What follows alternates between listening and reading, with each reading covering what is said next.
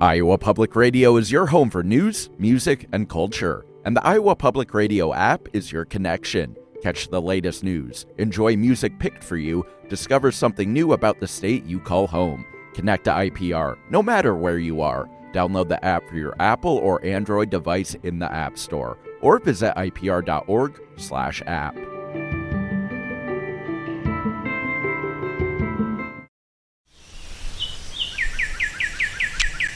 This is Garden Variety, a horticulture podcast from Iowa Public Radio and Iowa State University Extension and Outreach.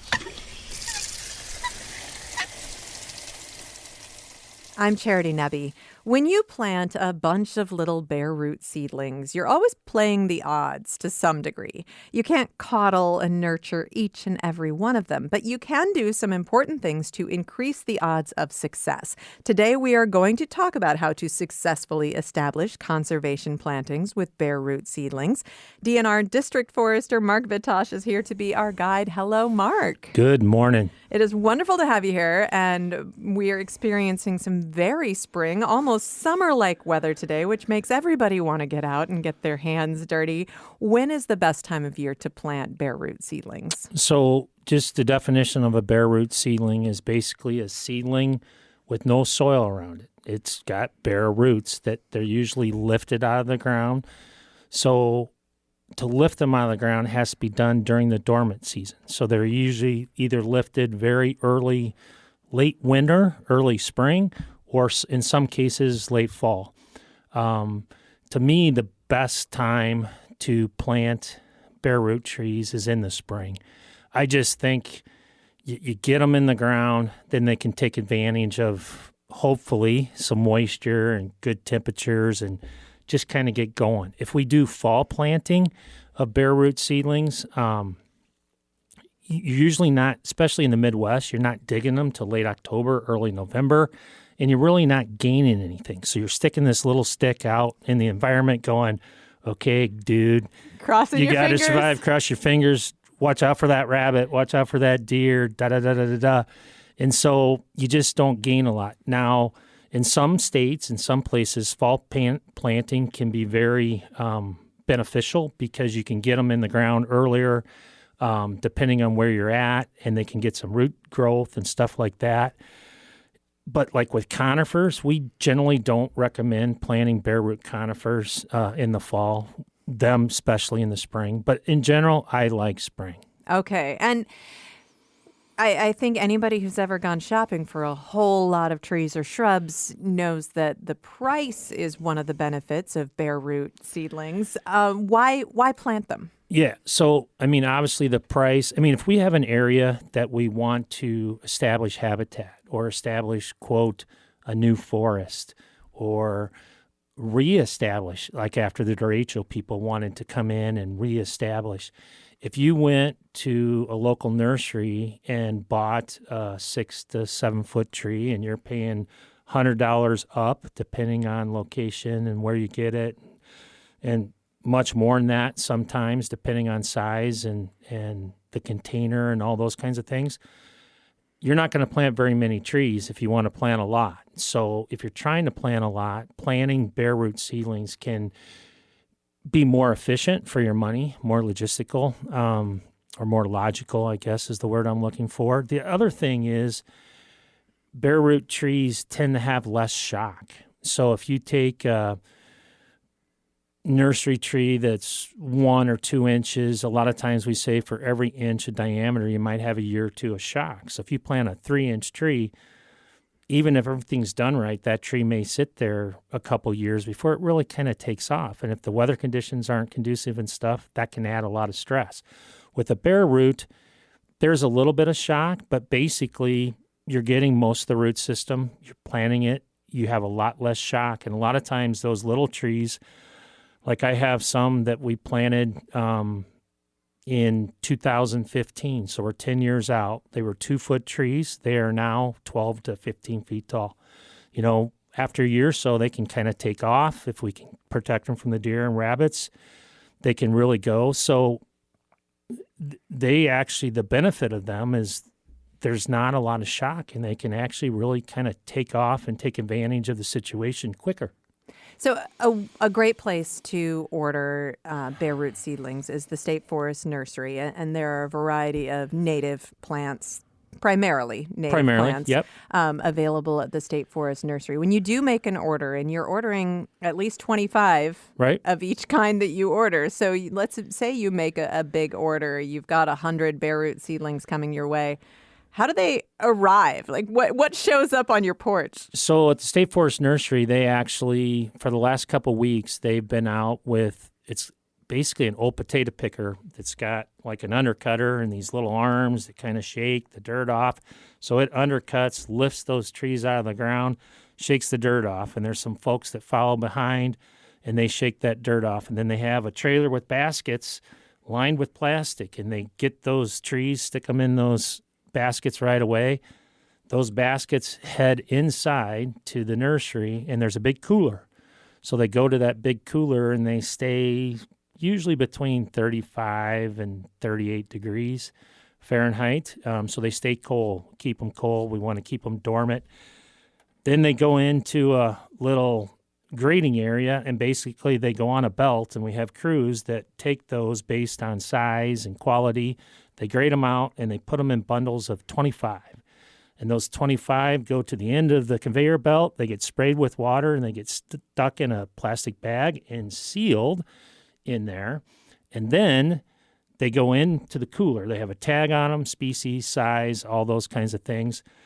And people then take the orders, go in, fill. We have these big paper shipping bags, big, white, tall, and we can probably put 100 to 200 seedlings in one of those shipping bags, depending on the size of the seedlings.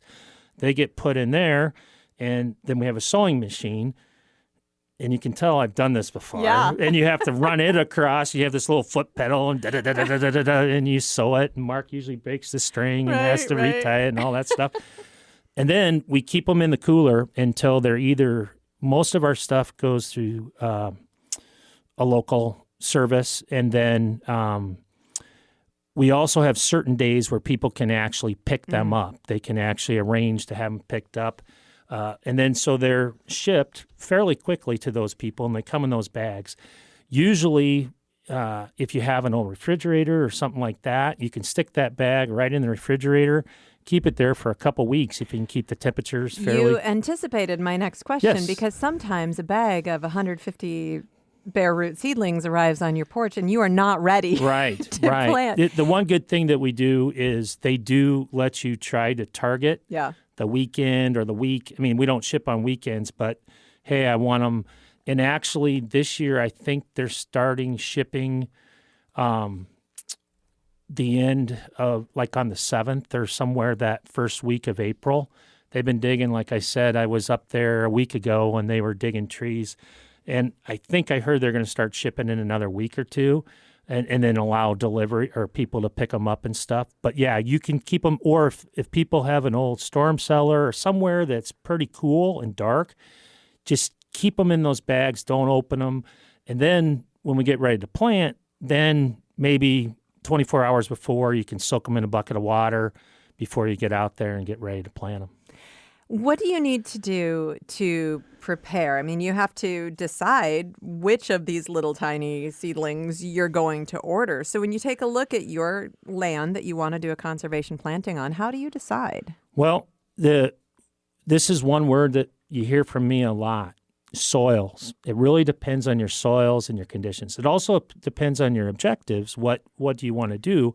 But when we talk about planting a tree in the yard, we talk about what are the growing conditions, what are the soils, what's the drainage. Same thing for these larger is we look at these soil types and what's going to fit. A lot of times people call me and say, Mark, I'm going to do a conservation planting and I really want to plant this or that. And I say, well, I have to look at the soils first and then we'll discuss what we can plant, because we really have to look at that. So we look at the soils first, see what we're going to plant. And then the other thing we try to do is think about our objectives, wildlife habitat, maybe potential timber production, whatever it may be long-term, aesthetics, our whole thing. The other thing is, same thing as we talk about in our yards, diversity, diversity, diversity.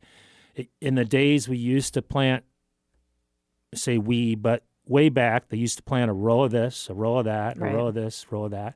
I tend to push more towards 5 of these, 5 of those, 4 of those, 2 of those, mix it up. It's more hodgepodgey, not as uniform. But if we have a disease that comes in on a species, we lose 4 trees. It's also going to look much more like a natural forest. Yeah, eventually. The thing you got to remember, if we're trying to reestablish forest, when we do it through programs like the Conservation Reserve Program and other programs like that, we actually plant a minimum of 500 to 700 seedlings per acre. So if you have a 5-acre planting, we're talking about 2,500 trees. Wow. We're talking about a lot of trees, and we're usually planting them 7 to 8 feet between the trees and then 10 feet between the rows. But we're trying to create basically a future forest. And so the more we can get in there, the quicker we can take advantage of the site. We can capture the competition and stuff like that. Those trees tend to grow straighter. And then eventually we may have to thin, but we try to get a lot of trees. Now, if you're just doing a corner lot or just a little pocket planting, obviously you're not going to plant that many. And if we're doing reforestation in an area that was damaged and we have a lot of deer, we may only plant 50 per acre and protect each one of those trees So instead of invest planting. more time and energy in Yeah, so protecting. every situation is going to be different. Okay, so once all of these little seedlings are in the ground, what can we do to improve the odds, to help them succeed? Because they're kind of out there on their own. Well, I know we're running on time, but real quick, we got to make sure with bare root seedlings, just like potted trees and stuff, that we plant them correctly. We have to find the root collar, get it at the right depth. We don't want to stick the roots in and J or L root them.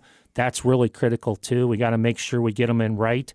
But once we get them in right, if we can do 2 to 3 years of wheat and grass control, and that's either if we have a big planting, it's in a 3 to 4 foot wide strip down each tree row, so like 2 feet on each side.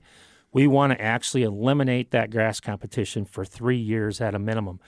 If we're doing a little yard planting, we might do a 2 to 3 foot circle for that amount of time, but we don't want that grass competition to be there at least the first 3 years to give those trees a better chance to grow. Mark Vitosh, DNR District Forester. For more gardening information and tips, you can subscribe to our Garden Variety newsletter. You can find out more at iowapublicradio.org/garden. Garden Variety is a production of Iowa Public Radio and Iowa State University Extension. It's produced by me, Erin Stile, Caitlin Troutman, and the Iowa Public Radio talk show team. For more garden goodness, please subscribe to our Garden Variety newsletter. Just go to iowapublicradio.org/garden. I'm Charity Nebbe. See you next time.